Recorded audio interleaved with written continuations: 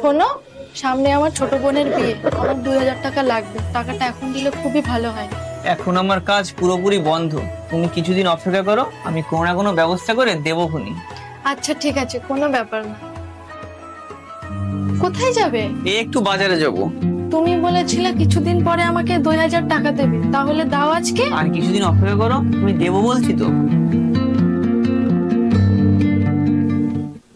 দাও না, টাকাটা আজকে আমার খুব দরকার।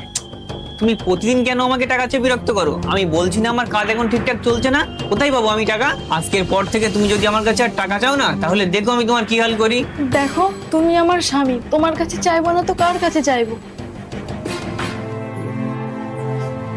তুমি কান্না করছো কেন? আমি এখনই যাচ্ছি তোমার জন্য টাকা জোগাড় করে আনতে।